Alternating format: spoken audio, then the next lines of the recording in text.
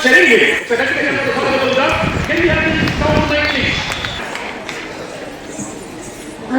నమస్కారం. నా పేరు అశోక్. నేను 6వ తరగతి చదువుతున్నాను. ఇప్పుడు నేను ప్రహ్లాదుడిగా నటించబోతున్నాను. తామసమన్నంతర కల్పమున సత్యయుగ కాలమున జయించిన హిరణ్యకశ్యప పుత్రుడను. దేవ ద్వేషాగ్నిలో దహించుకుపోయిన మా అత్త హోలిక దైత్య ప్రేమ ప్రతిమను. గురువులయందు ధర్మార్థ ముఖ్య శాస్త్రములు మర్మములు తెలుసుకున్న పండితుడను. దైత్యదేవ స్నేహమును చిగురింప చేసిన హరిభూతను. ఆ విష్ణు ప్రేమలో ఇందుగలడద్దులేని సందేహములను చక్రి సర్వోపగతుండు.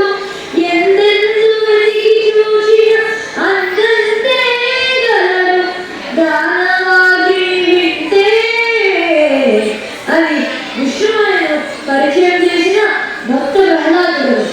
హిరణ్యకశ్యపుని వలలో ఆ ఉగ్ర నరసింహుడికి ఎదురు నిలబడిన విష్ణు తన్మయముడు.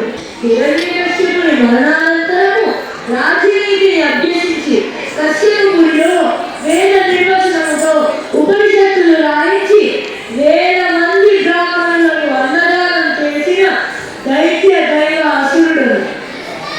అయుద్ధ నీతితో భూ స్వర్గ పాతాళ లోకాలను జయించిన త్రిలోకాధిపతులు.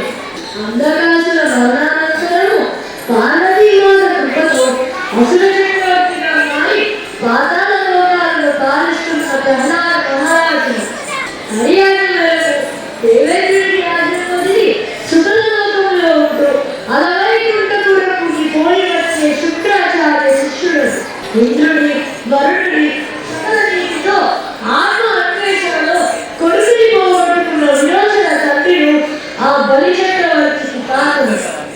హరియాణ మేరకు కల్కివతార అనంతరం మహాబలితో పాటు ఇంద్రుడి రాజ్యానికి రాబోతున్న బంగారు భవిష్యత్తును. కలిరాజ్యంలో ఆ విష్ణు ప్రేమకు పునర్జీవం పోసే యథార్థ కథలో రాయబడిన భవిష్యత్తు ప్రహ్లాదను నేను. నేనే మీ ప్రహ్లాదును. హరిభజనకు దాసుడు. జగజ్జాలపాలం కటకంఠమాలం శరచంద్రపాలం మహాదైత్యకాలం నమో నీలకాయం దురావారమాయం సుపద్మా సహాయం భజేహం భజేహం. ధన్యవాదాలు.